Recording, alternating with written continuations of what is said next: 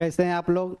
उम्मीद करते हैं आप लोग अच्छे होंगे और आपकी तैयारी भी बहुत बेहतर चल रही होगी। आज से हम लोग कोठा का क्लास स्टार्ट कर रहे हैं। झारखंड में जो विभिन्न प्रतियोगिता परीक्षाओं में जो कोठा का सवाल आता है वो इस क्लास के माध्यम से सॉल्व हो सकता है। और आज से रेगुलर कोठा का क्लास चलेगा। तो सबसे पहले हम लोग जानते हैं कि कोठा किसे कहते हैं। कोठा क्या है? कोठा एक मातृभाषा है, क्षेत्रीय भाषा है, माइक्रोवा भाषा है। ठीक है, जो हम लोग बोलते हैं, सुनते हैं, समझते हैं, ये बचपन से करते आ रहे हैं। कोठा क्या है? एक माइक्रोवा भाषा है, मातृभाषा है, क्षेत्रीय भाषा है।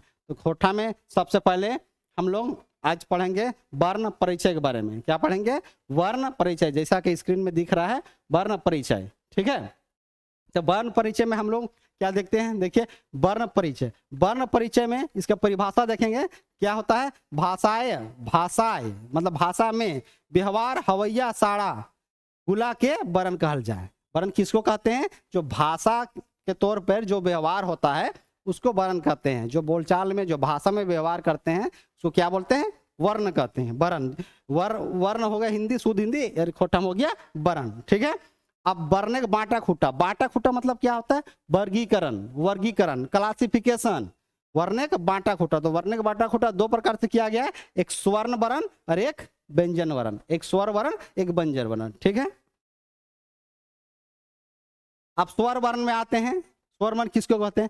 जे वर्ण के उसराने। उसराने मतलब क्या होता है? उच्चारण। उसराने मतलब उच्चारण। जे वर्ण के उसराने दोसर कोनो वर्ण के साटअप। साटअप मतलब क्या होता है? सहायता। साटअप मतलब सहायता के दरकार ना हो। स्वर वर्ण कहने का मतलब, स्वर वर्ण किसको कहते हैं? जिस वर्ण के उच्चारण में दूसरा वर्ण का सहायता नहीं लिया जाता है उसको बोलते हैं स्वर्ण वर्ण। वो अपने आप में परिपूर्ण है। ठीक है, अब देखिए स्वर्ण वर्ण। स्वर्ण वर्ण जो होता है वो आठ प्रकार का होता है, मतलब 8 होता है उसकी संख्या। आप देखिए कौन कौन है। जैसे में स्वर वर्ण है आ, छोटी ई, बड़ी ई, छोटी ऊ, बड़ी ऊ, ए, ओ। आइए हम लोग देखते हैं। स्वर वर्ण है आ, छोटी ई, बड़ी ई, छोटे ऊ, बड़ी ऊ, ए, ओ। 8 हुआ। देखिए 1 2 3 4 5 6 7 8। क्लियर है?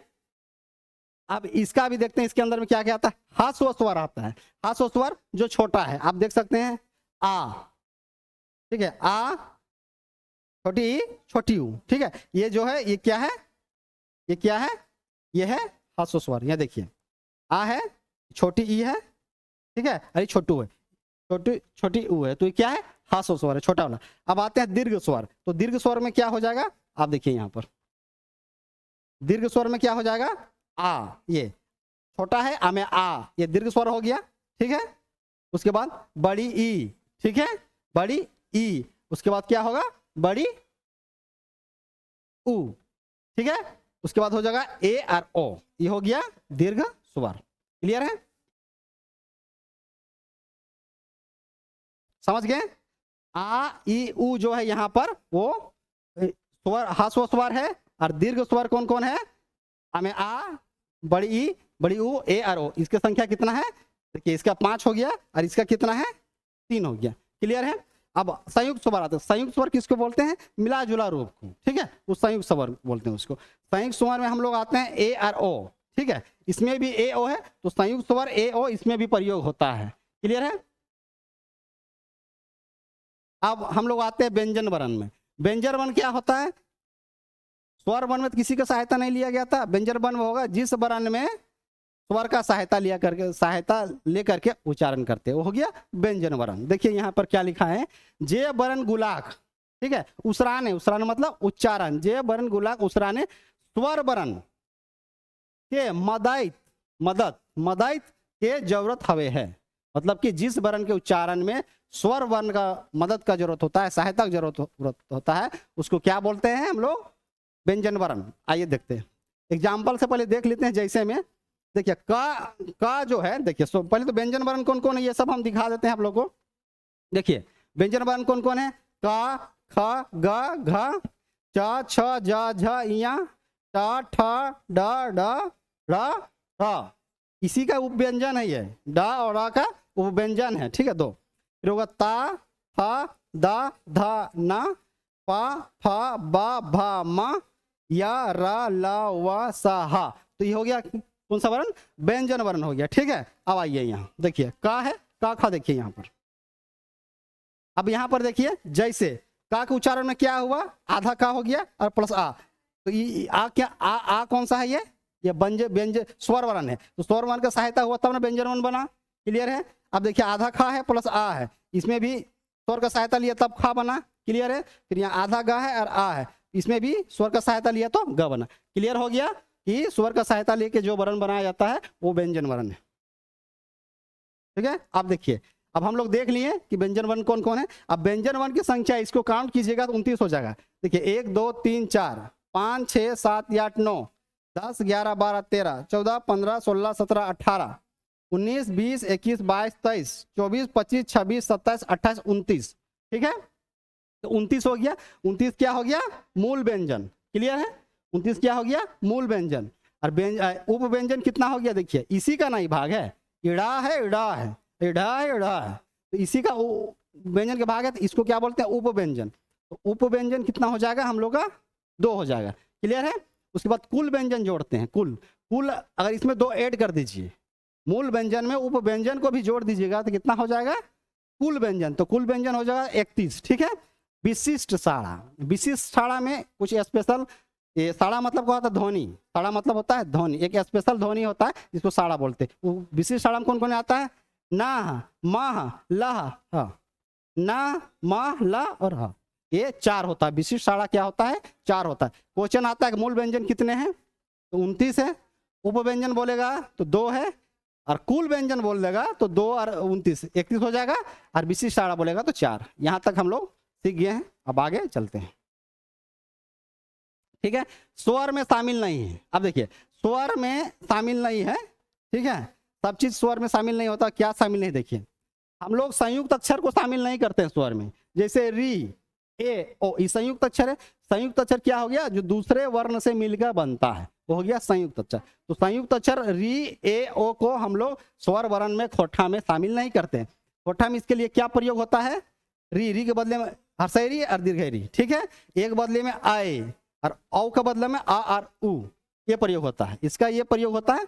अब देखिए मान चलिए हमको री से लिखना है ऋतु, तो ऋतु कैसे होगा? री के क्या बताएं? री होगा। देखिए ऋतु, ऋतु हो गया। ठीक है, अब ऋण लिखना है ऋण, ऋण तो कैसे होगा? देखिए ऋण, ऋण, ऋण ई हट गया और ये आ गया ऋण। क्लियर है? यहां समझ गए हम लोग? व्यंजन में शामिल नहीं। अब वो स्वर में शामिल नहीं था, किसमें शामिल नहीं था? स्वर में शामिल नहीं था। अब देखते हैं व्यंजन में शामिल नहीं है। देखिए व्यंजन में क्या शामिल नहीं है? अंगा, मूर्धन्य, तालव्य, पेटकटवा, छत्रज्ञ। क्लियर है? तो इसको व्यंजन में शामिल नहीं किया जाता क्योंकि ये संयुक्त अक्षर है, इसको नहीं। इसके बदले में क्या प्रयोग होता है? देखिए ये होता है, इसके बदले में ना होता है, इसके बदले में सा होता है, इसके बदले में सा और खा दोनों होता है, इसके बदले में छा ओब्लिक खा दोनों होता है, और त्र के बदले में ता और रा होता है। उसके बाद ज्ञा में क्या क्या प्रयोग होता है? गा, गिया, ज्ञा। ठीक है, क्लियर है? अब देखिए मान के चलिए हमको कारण लिखना है। क्या लिखना है? कारण। देखिए मूर्धन्य है, कारण लिखना है, तो कारण में यहां देखिए यहां क्या हो जाएगा? यहां पर कारण में क्या हो जाएगा?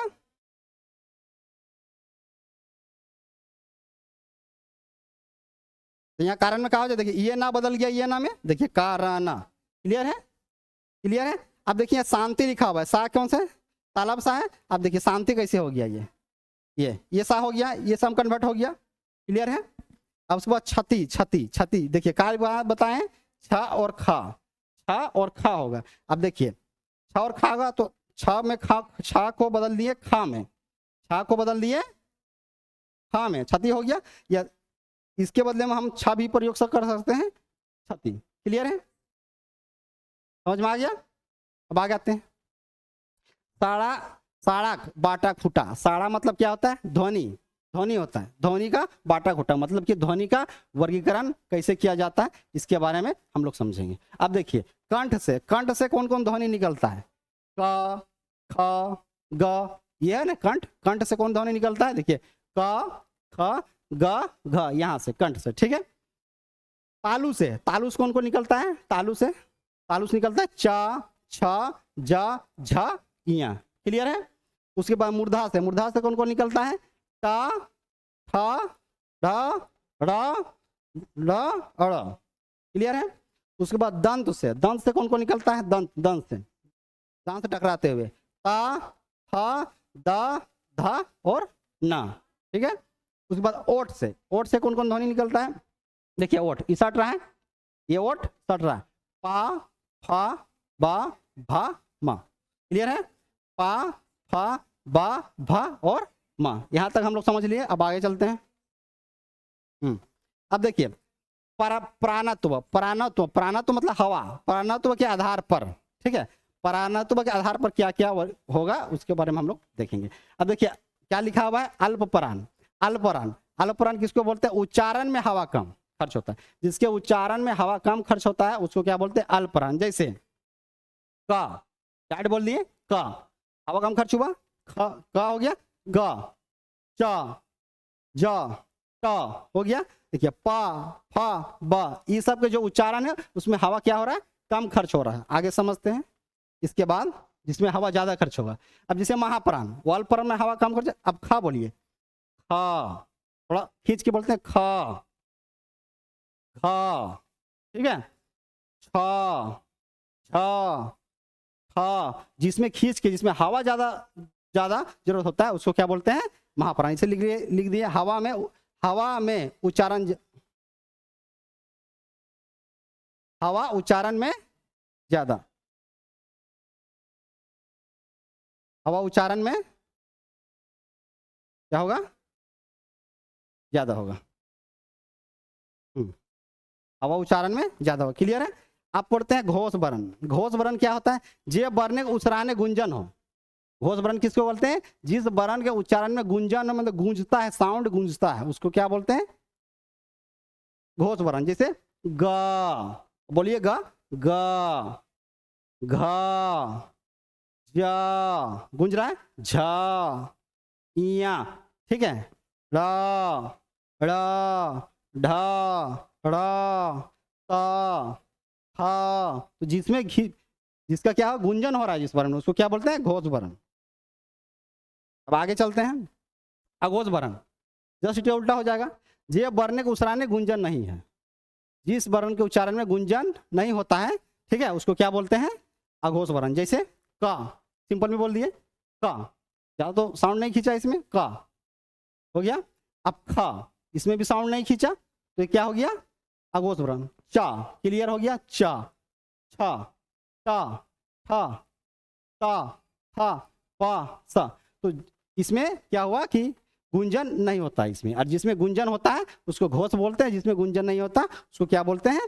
अघोष बोलते हैं। ठीक है। तो आज हम लोग क्या सीखे? खोरठा। आज हम लोग क्या सीखे? आज हम लोग सीखे खोरठा वर्ण परिचय, खोरठा का वर्ण का परिचय सीखे। ठीक है। अब नेक्स्ट क्लास में एक नए वीडियो के साथ में आते हैं। Thank you.